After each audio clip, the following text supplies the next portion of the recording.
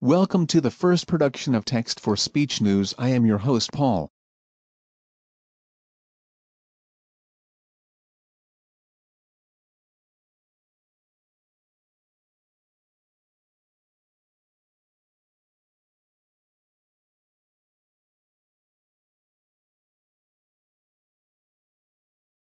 And I am your co-host Daniel. Let's get right into the news.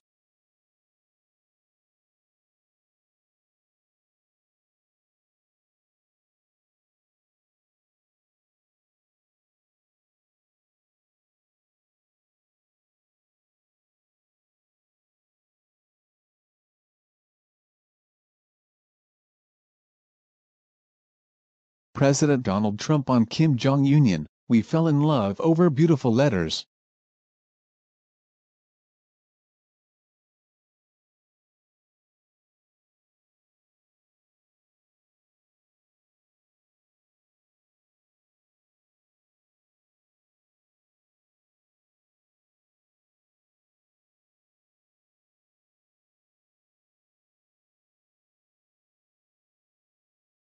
President Donald Trump said he and North Korean leader Kim Jong-un fell in love because of Kim's beautiful letters.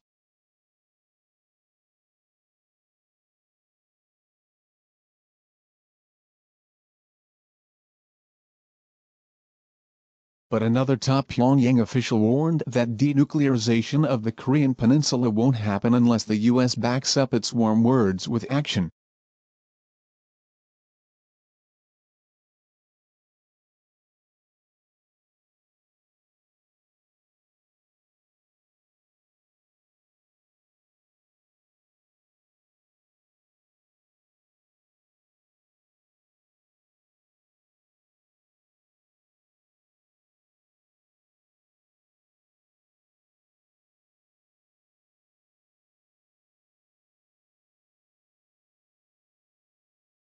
Trump, speaking at a rally in West Virginia on Saturday night, said both leaders took tough positions at their June summit.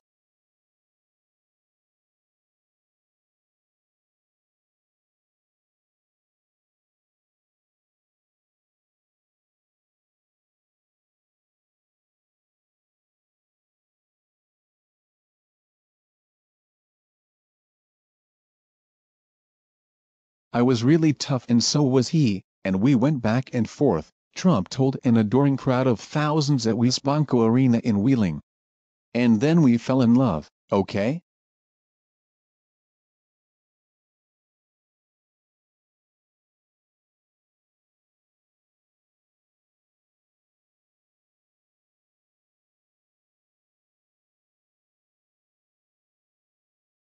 No, really, he wrote me beautiful letters, and they're great letters. We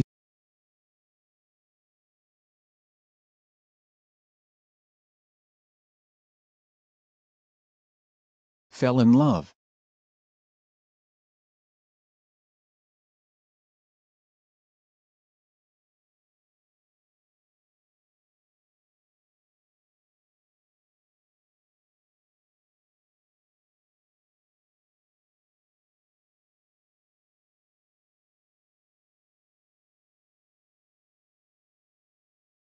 North Korea's foreign minister, however, suggested the bloom may be off the rose.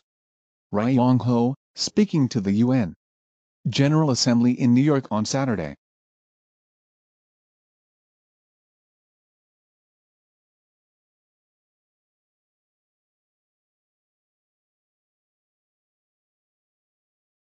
said his country won't dismantle its nuclear weapons program, seeing trust-building measures from the U.S.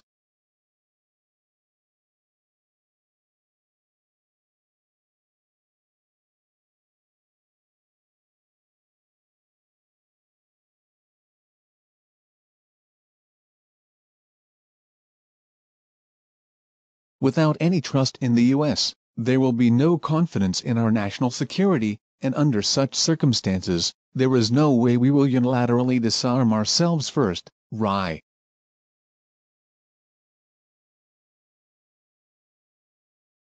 said.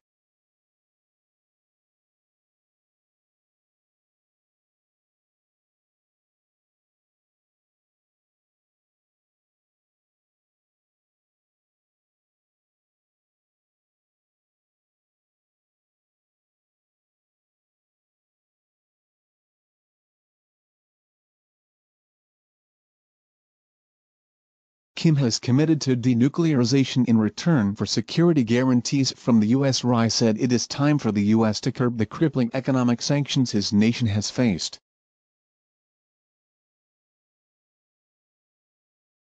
and to make other gestures aimed at pushing the relationship between the two nations forward.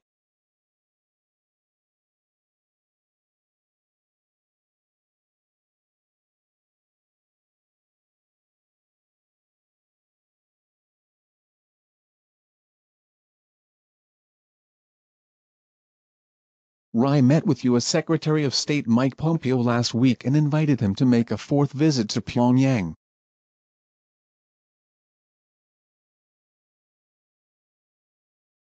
An August visit was cancelled after Trump determined that insufficient progress was being made.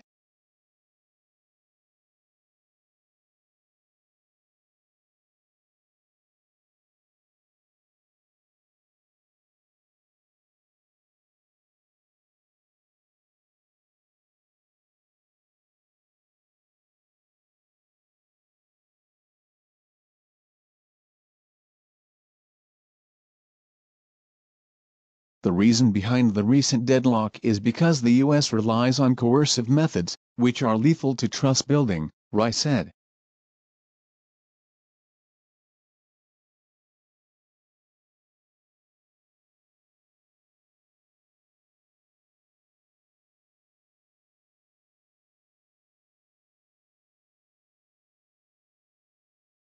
Trump acknowledged that the U.S. has made no concessions.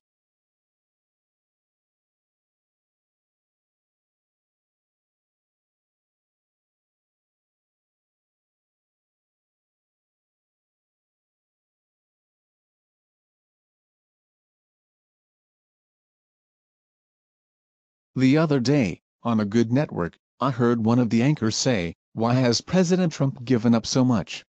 Trump told the crowd,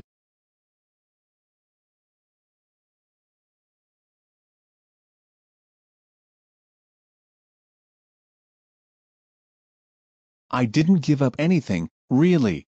I didn't give up anything. What did I give up? I gave up nothing."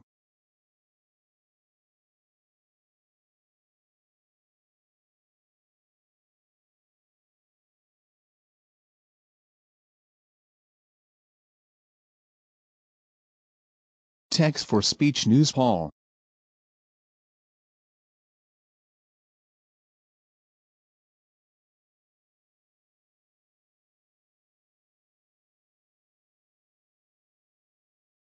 Thanks Paul. Next story.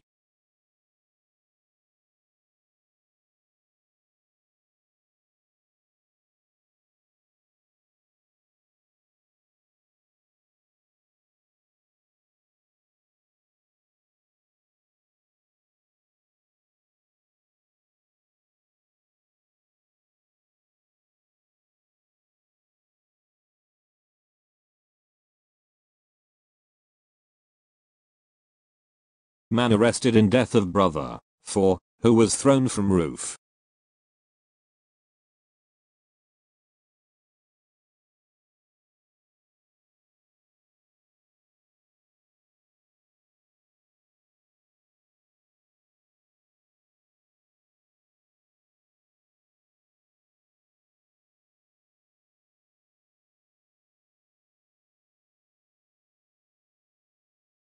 A 4-year-old boy was thrown from the top of a New York City building by his mentally ill brother who was arrested, according to reports.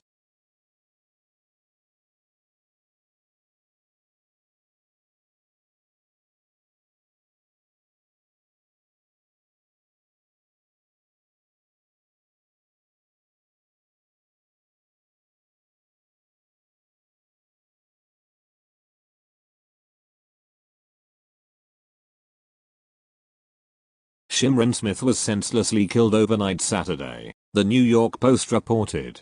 Sean Smith, 20, was arrested on a murder charge.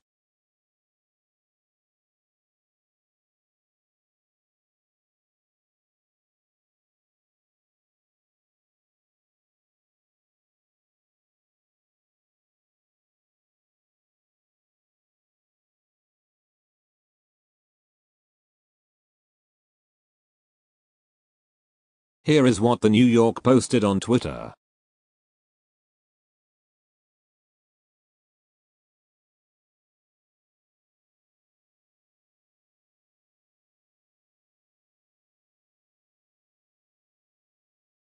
Police sources say the victim's brother immediately confessed to the evil deed and was described by one relative as crazy in the head. https://nip.st/2nu0kc1.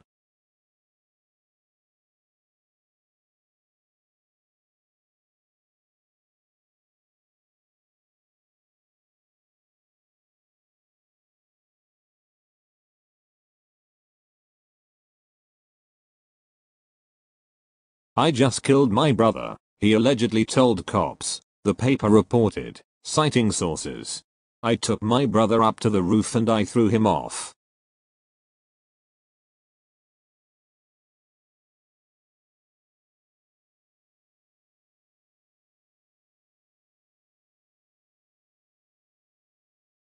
Shimron was tossed from the top of an apartment building in Brooklyn that was 7 stories high, according to the paper.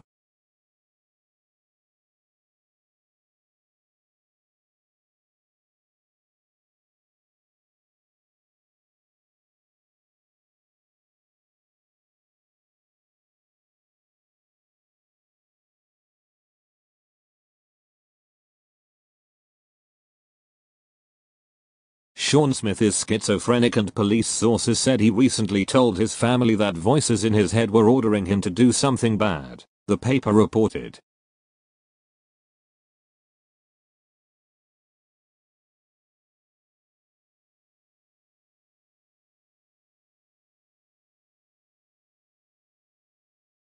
The family is from Guyana. Smith underwent psychiatric treatment at a hospital in July, according to the Post.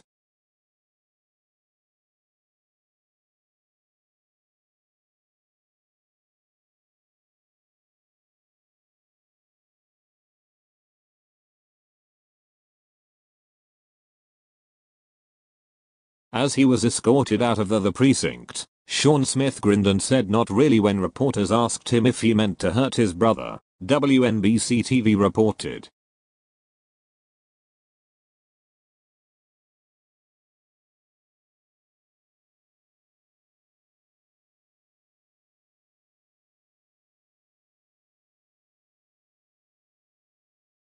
Text-for-Speech News. Daniel.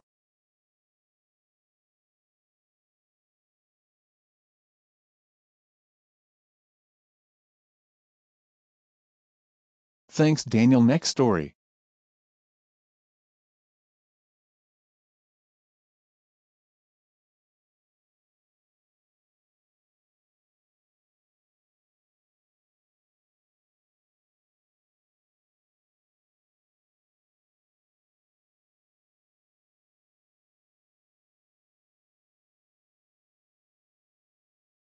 Three men killed in Pennsylvania car explosion, officials say.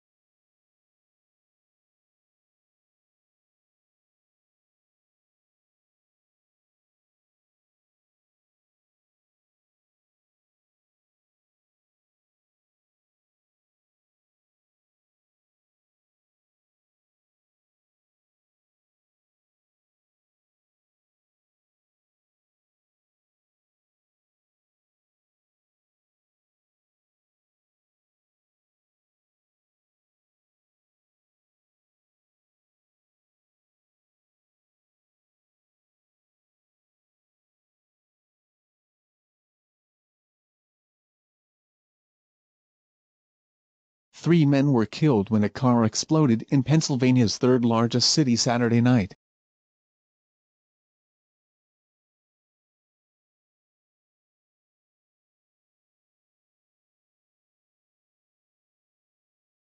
Drawing a massive response from local and federal law enforcement to what was dubbed a criminal incident.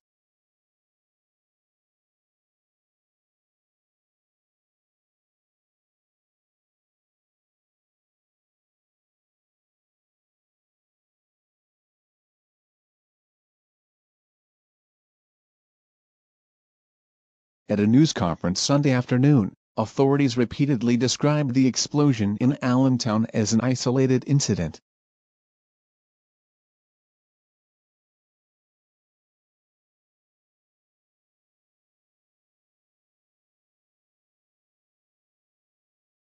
Lehigh County District Attorney Jim Martin said investigators had a high degree of confidence that the perpetrator was probably killed.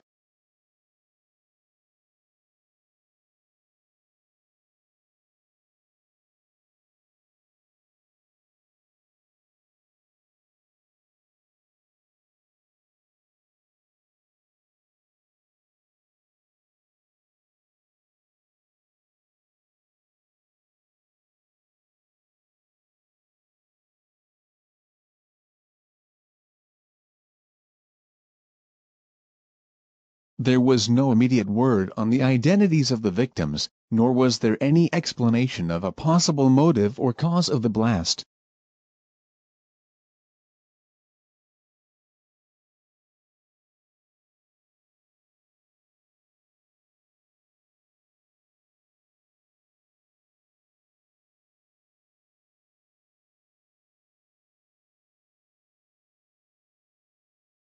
Investigators said they did not believe there was any additional threat to the community.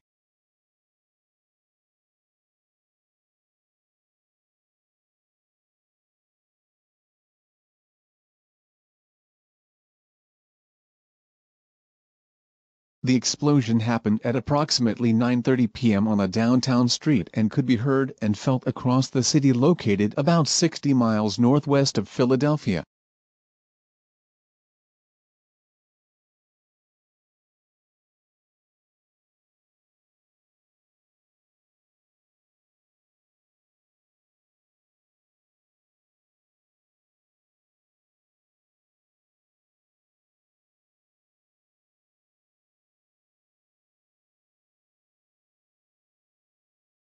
Resident Carlos Perodin told the Morning Call newspaper that he was watching a movie with his wife when he heard a thunderous explosion and went to the scene.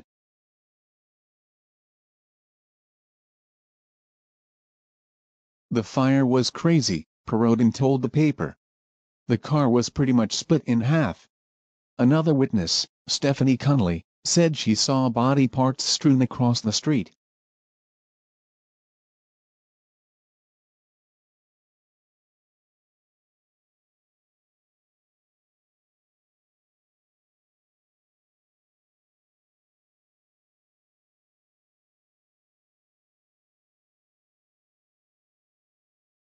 "This is real life and I'm shaking and freaking out while I'm running," she told the Morning Call.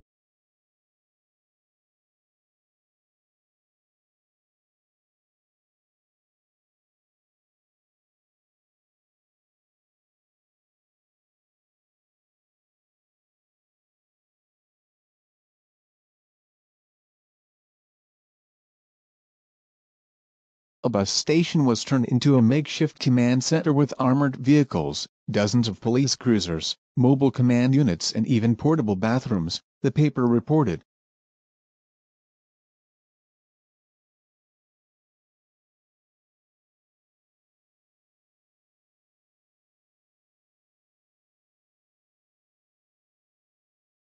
Several portable tents were also erected for evidence processing.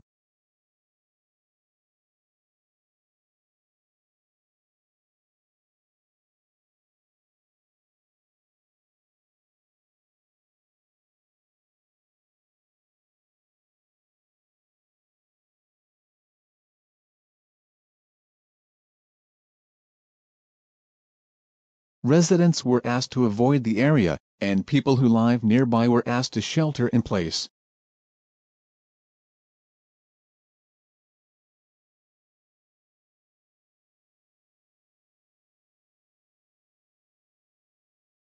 A shelter was set up at an elementary school and authorities said it would remain open on Sunday night.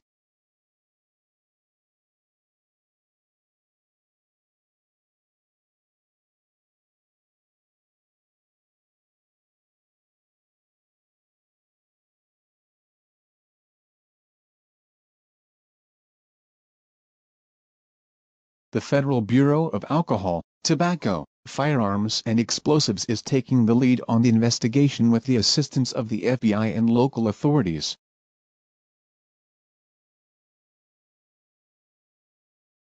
Officials have asked anyone with information about the case to call 888 ATF-BOMB 283 to 2662. TextForSpeech News Hall.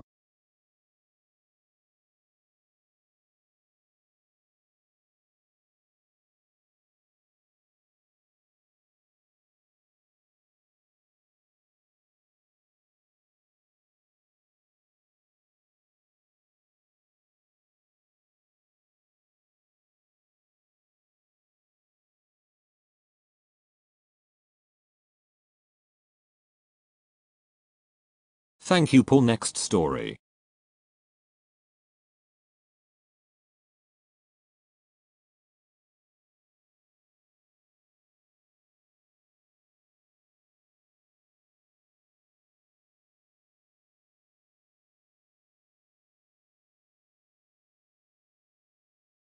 McDonald's employee accused of putting peroxide-based cleaner in cop's drink.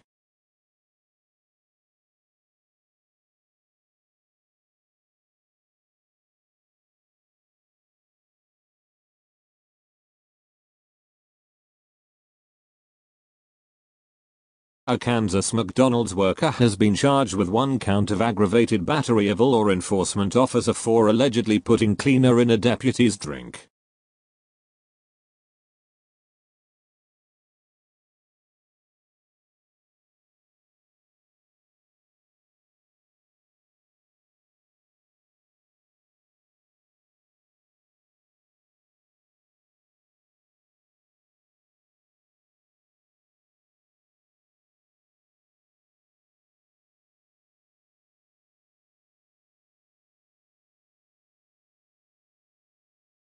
Trevor Hockaday, 22, was charged Wednesday by Allen County Police for putting a peroxide-based cleaner usually used to clean the restaurant's counters in an Allen County deputy's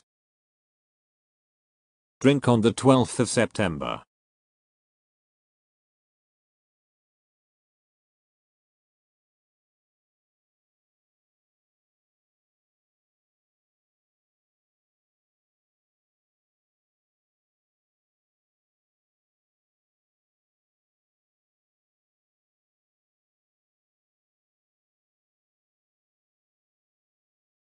According to investigators, the deputy picked up the food from the McDonald's drive-thru while Hockaday was working.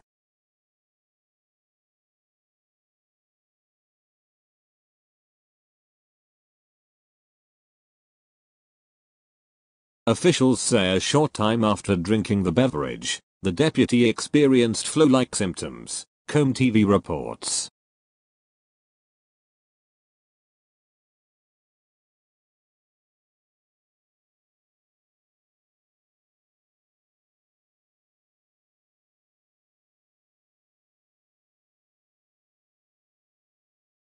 He thought he caught the bug, but we found out 2 weeks later when an employee came forward and told the police department.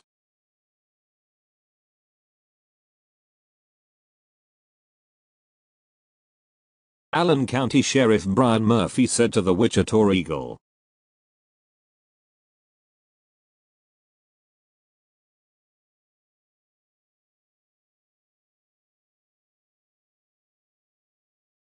According to the publication, a co-worker of Hockaday came forward and said Hockaday added 4 little squirts of the cleaner to the cop's beverage.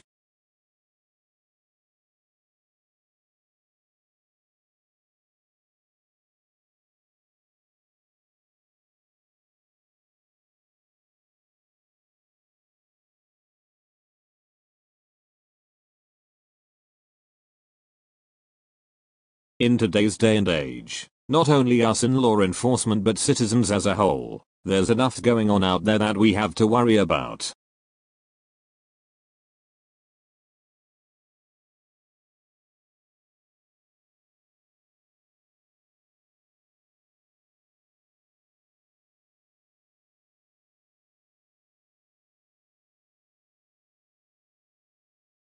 Now my guys are cautious about going through that drive-thru. Murphy said to the Wichita Eagle. We all chose this line of work to protect and serve.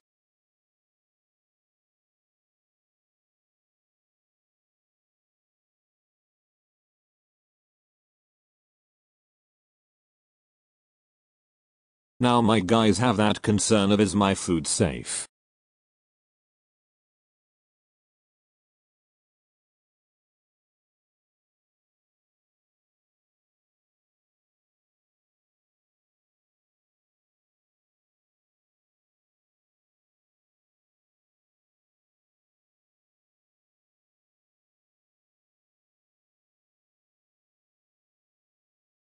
If convicted of the felony charge, Hockaday could face 4.5 years to 20.5 years in jail.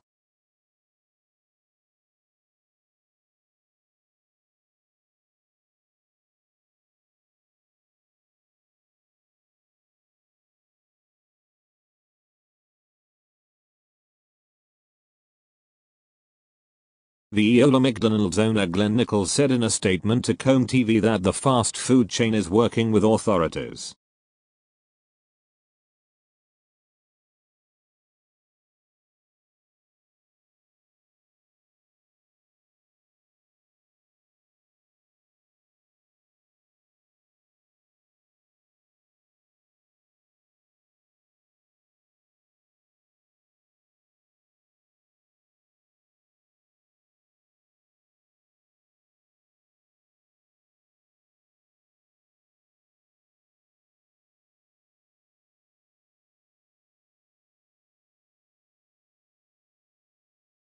In our restaurants, nothing is more important to us than the safety and well-being of our customers.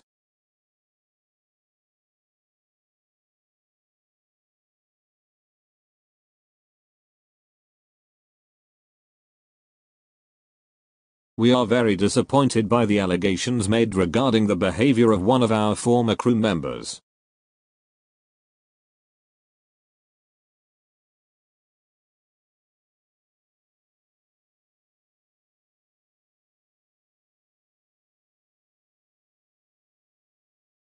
This kind of behavior goes against our food safety standards and is not tolerated.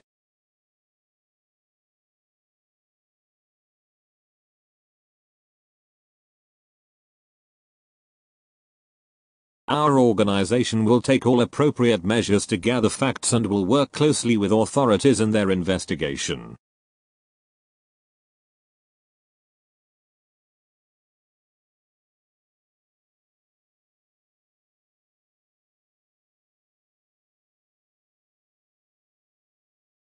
Daniel TextForSpeech News.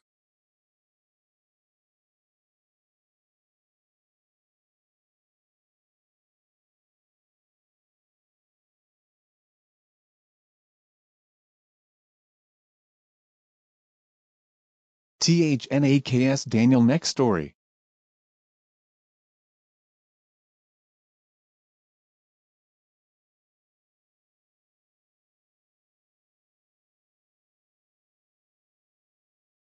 Thanks Daniel Next Story.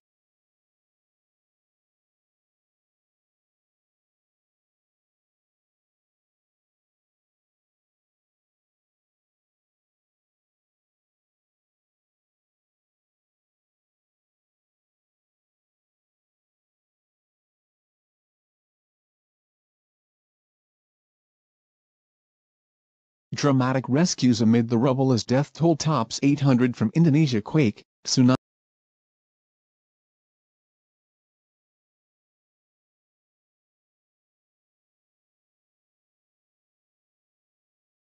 Dramatic rescues amid the rubble as death toll tops 800 from Indonesia quake, tsunami.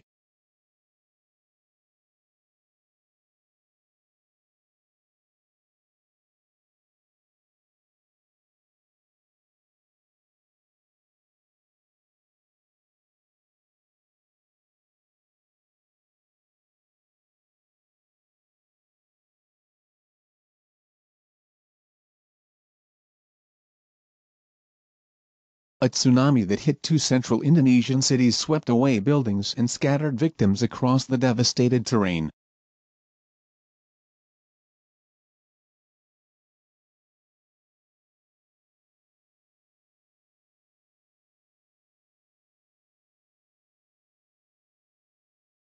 Rescue efforts are being impacted by the damaged roads and broken communications.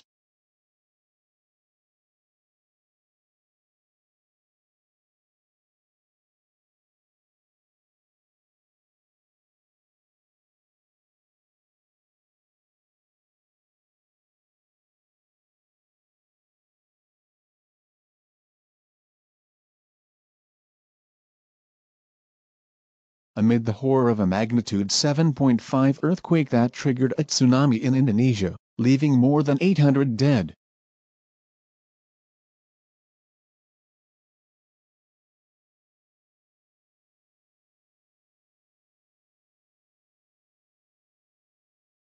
Came word Sunday of heroic rescue attempts in the rubble of a ravaged city.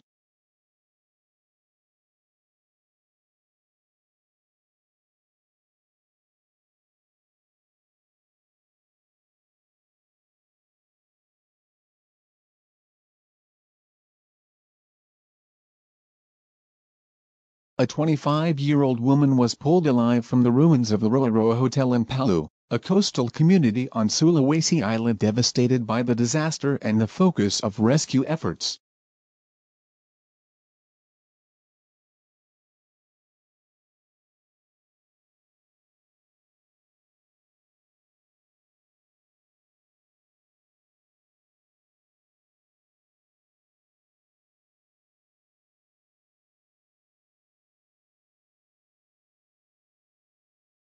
Indonesia's National Search and Rescue Agency said.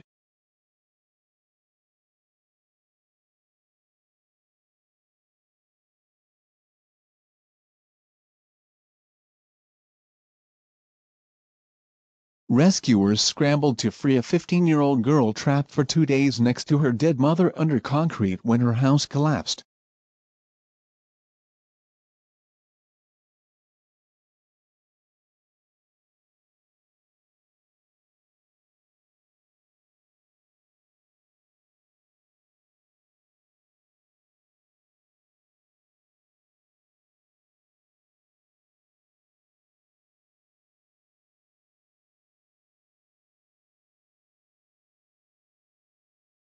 Dramatic photos show a girl with dazed eyes, identified as Nurul Istikara.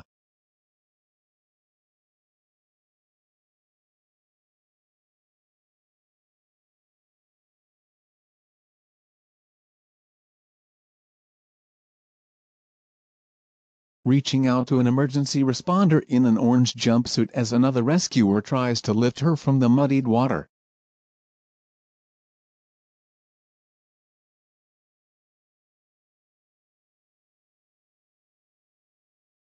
Fearing the girl could drown, crews desperately tried to stop water from a nearby leaking pipe. Fearing the girl could drown, crews desperately tried to stop water from a nearby leaking pipe.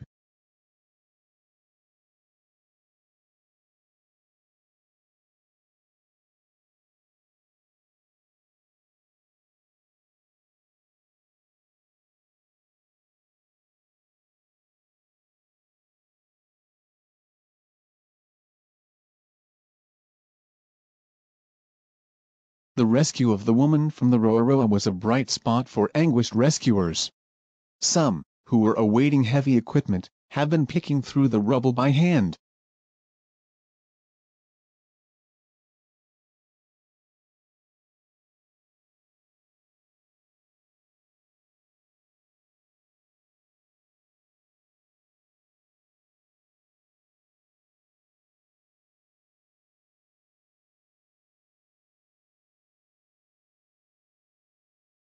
Officials said they could hear voices begging for help Saturday from the remnants of the collapsed hotel. An estimated 50 people were trapped inside.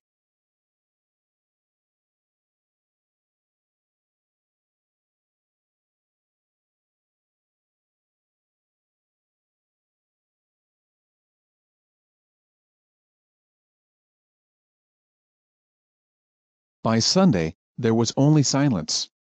"We are trying our best. Time is so important here to save people," said Mohammed Siaji, head of the National Search and Rescue Team.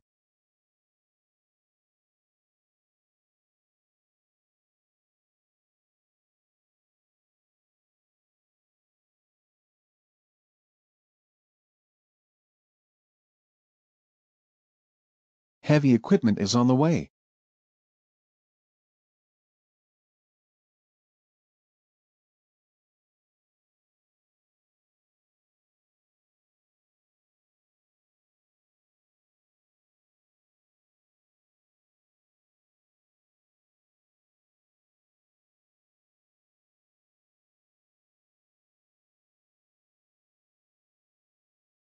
The death toll has more than doubled to 832 from the twin disasters that struck Friday evening, crumbling buildings, sweeping away homes and flattening communities.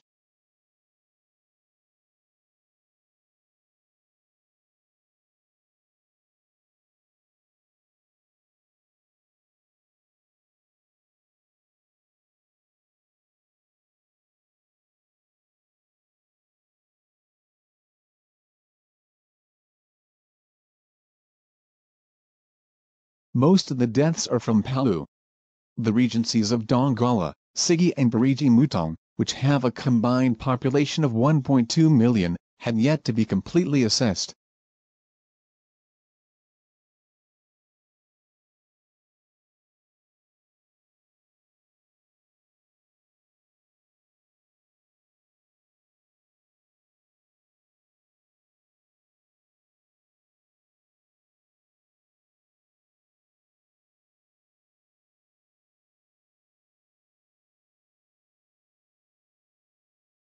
The death toll is believed to be still increasing since many bodies were still under the wreckage, while many have not been reached, rescue agency spokesman Sutopo Purwo Nugroho said.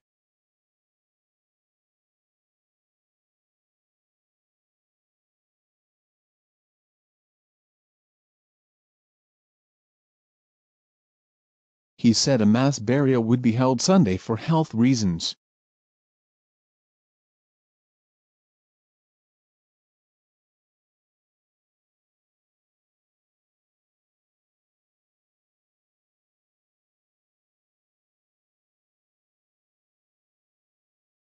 Heartbroken family members peered into yellow and blue body bags lining the streets of Palu, a city of 380,000, in a search of loved ones.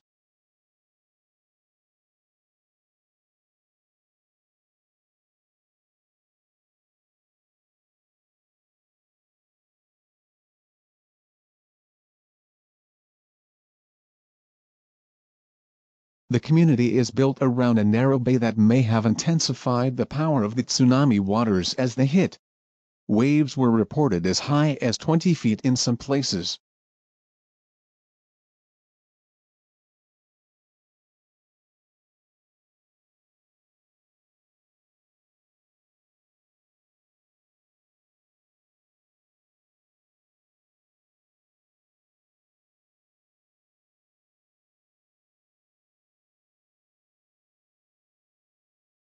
Residents said dozens of people could still be buried under collapsed homes. The ground rose up like a spine and suddenly fell, Nerinda said.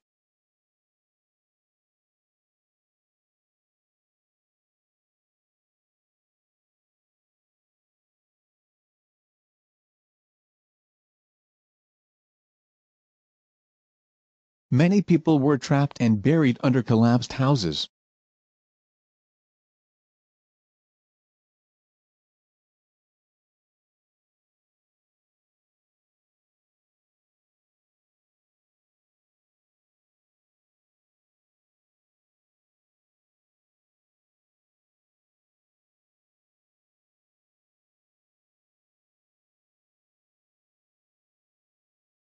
I could do nothing to help. In the evening, some of them turned on their cell phones just to give a sign that they were there.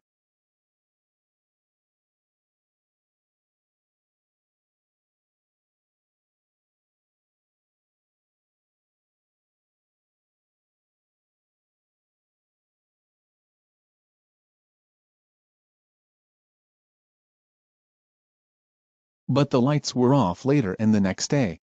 Aid and supplies were sent to the area via military and commercial aircraft, including helicopters.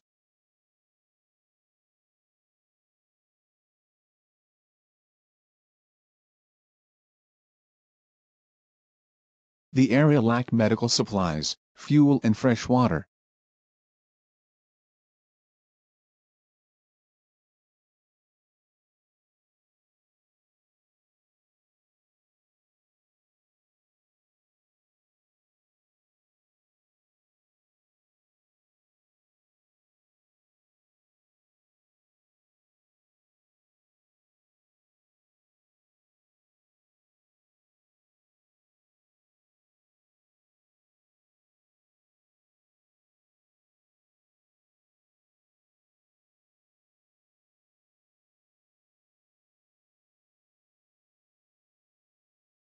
Sky News tweeted, "This is the moment tsunami waves struck Indonesia.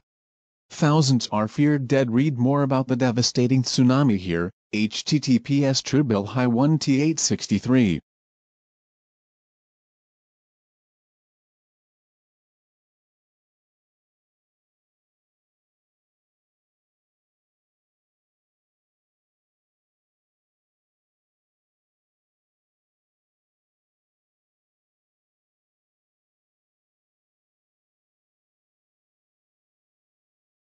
Humanitarian aid agency World Vision was one of several groups moving to respond. The group, which has nearly 40 staff members based in Palu,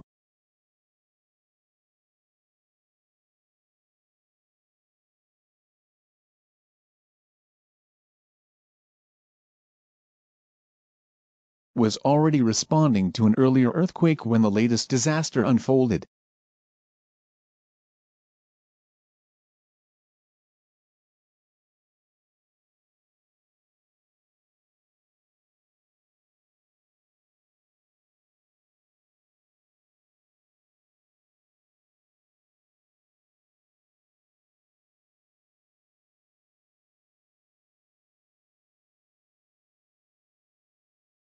Ensuring that survivors have their immediate needs met with adequate shelter, food and water will be critical over the coming days, said Dosiba Sane.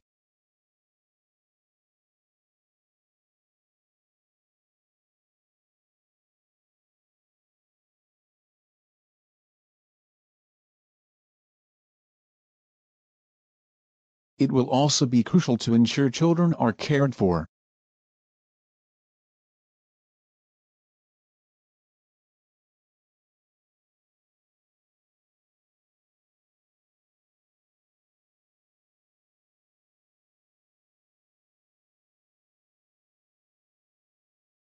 Indonesian President Joko Widodo, who toured Palu on Sunday, said the challenges were staggering.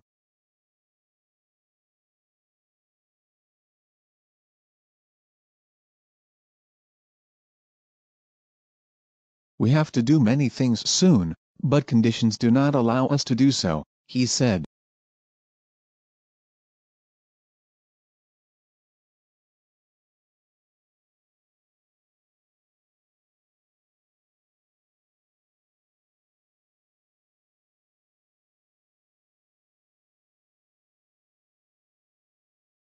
The tragedy is the latest natural disaster to hit Indonesia, which is frequently struck by earthquakes.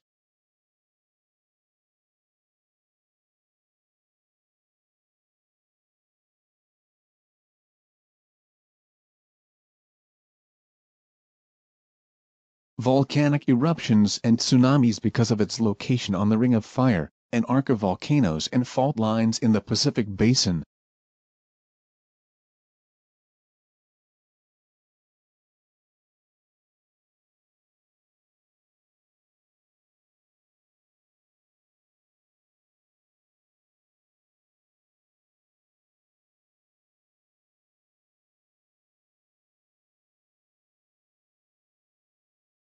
In December 2004, a massive magnitude 9.1 earthquake off Sumatra Island in western Indonesia triggered a tsunami that killed 230,000 people in a dozen countries.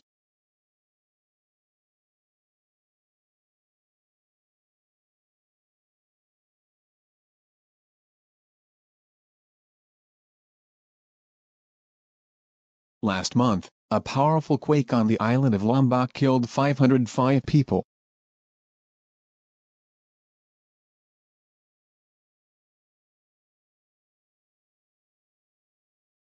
Paul TextForSpeech News.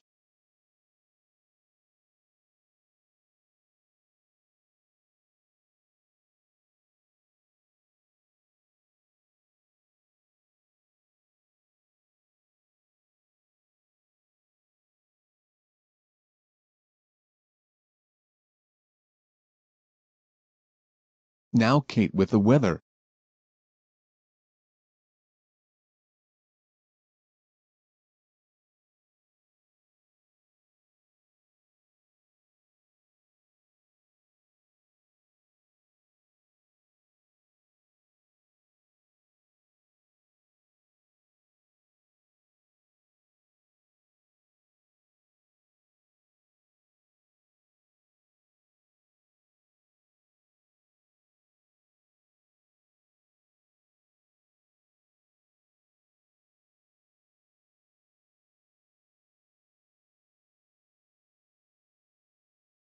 Hello, my name is Kate.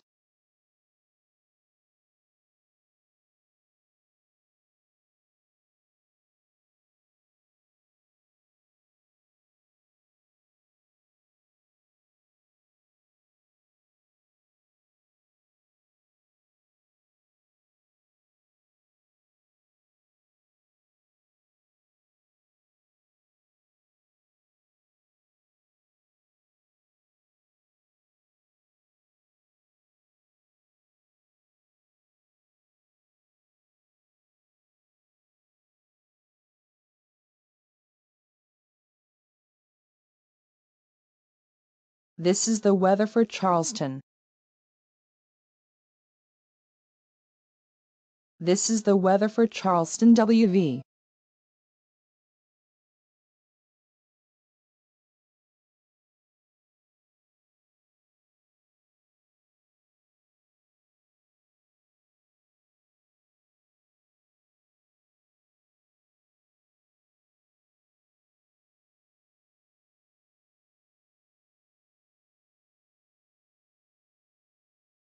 Sunday night into Monday morning we'll see a mostly clear sky with some patchy fog.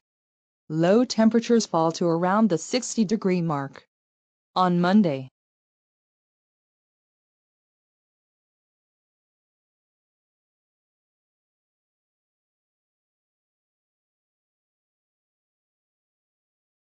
we'll see a partly cloudy sky with a possibility for a passing shower area-wide. Highs rise to the low to mid-80s.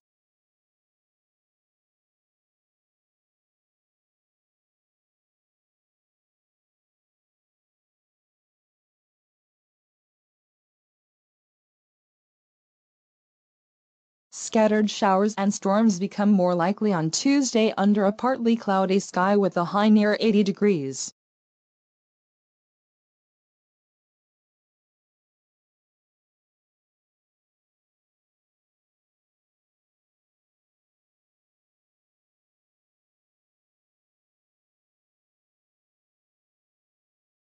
On Wednesday, we'll see a partly cloudy sky with a chance for a stray shower.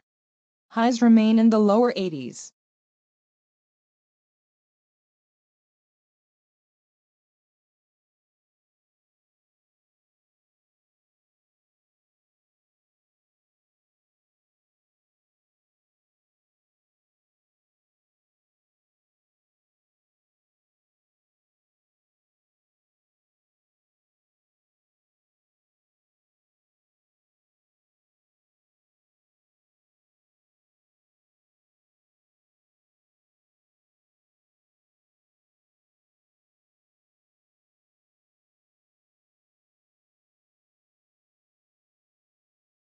Thursday through Sunday are rather summer-like as we see a mostly sunny sky each day with a few isolated, daily pop-up showers.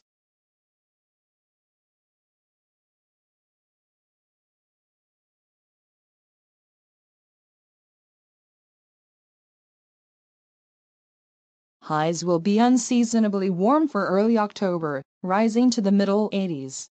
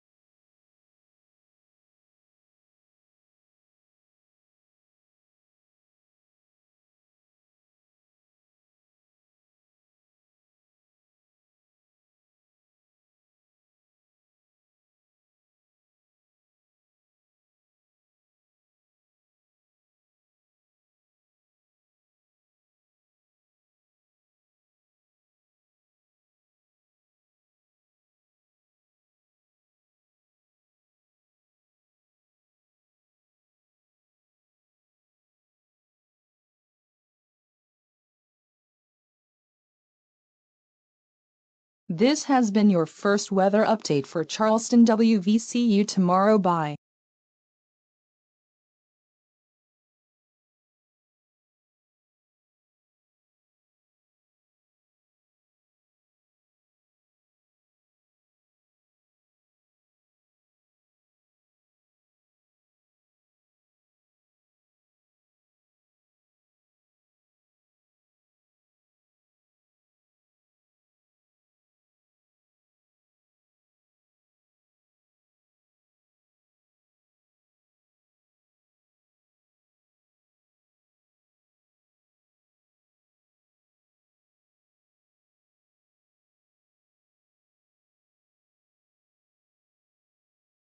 This will be the last news story before the end of the first production of Text-for-Speech News. Let's get into it.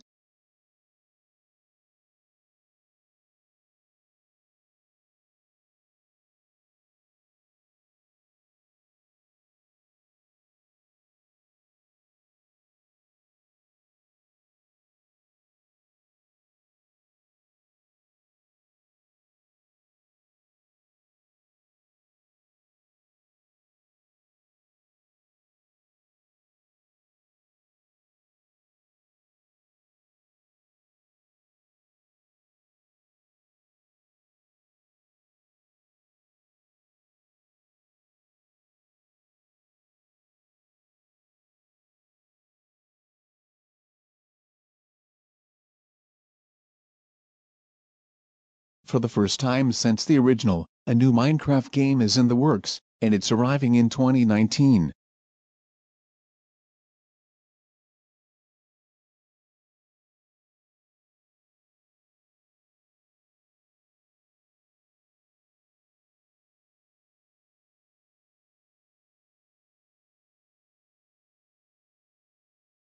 For the first time since Minecraft arrived in 2011, a new entry in the series is in the works from the same studio that created the original. It's named Minecraft Dungeons.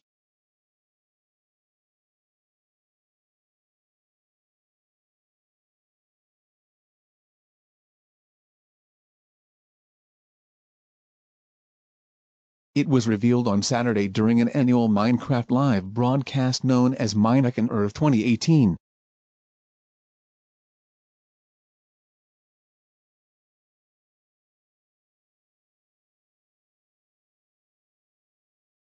It was revealed on Saturday during an annual Minecraft live broadcast known as Minecraft on Earth 2018.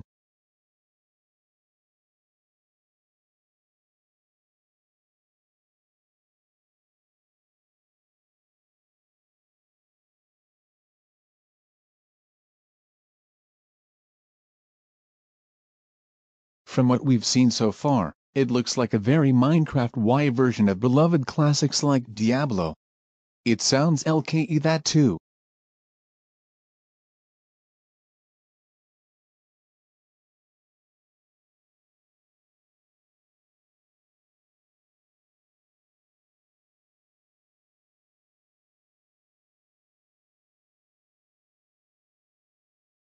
Dungeons is described as an all-new action-adventure game inspired by classic dungeon crawlers in its announcement.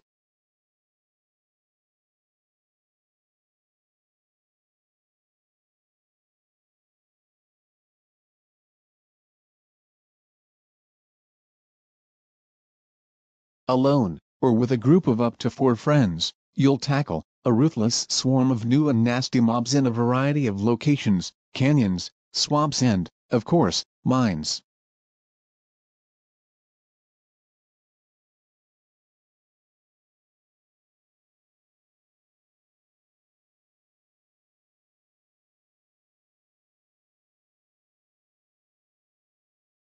The game is said to be a passion project for the folks at Mojang, the Swedish studio that was founded to create the original Minecraft.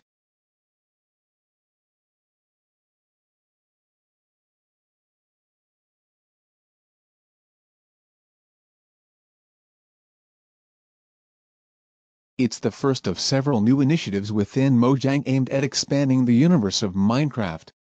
Unlike Minecraft, the focus in Minecraft Dungeons is action.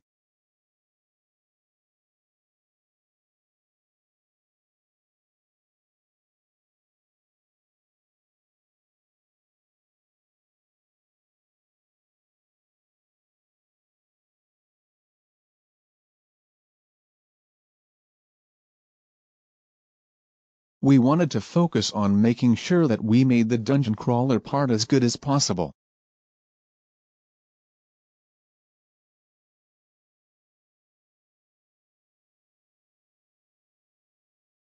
Mojang creative lead Jens Bertensen told me in a phone interview last week.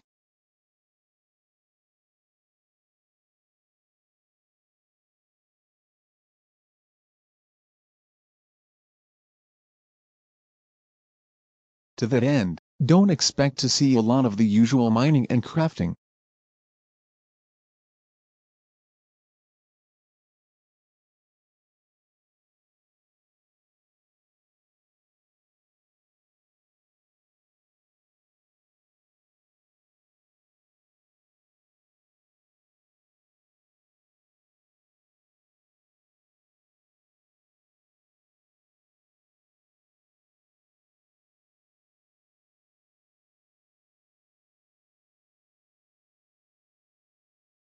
I would say that it's a distilled version of Minecraft, Bergenson said.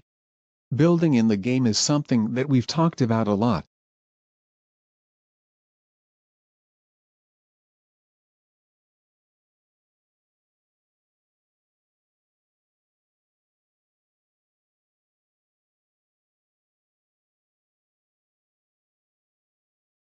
But we were concerned that it would distract from what the game was about. So in Minecraft Dungeons, it's strictly an adventure game with a story attached to it.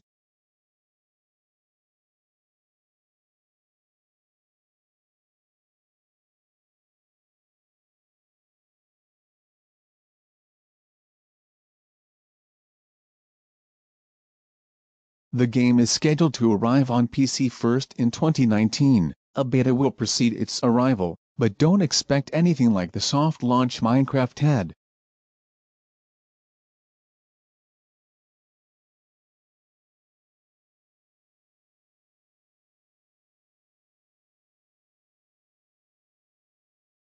Minecraft Dungeons is getting a relatively standard beta before a traditional release, we're told.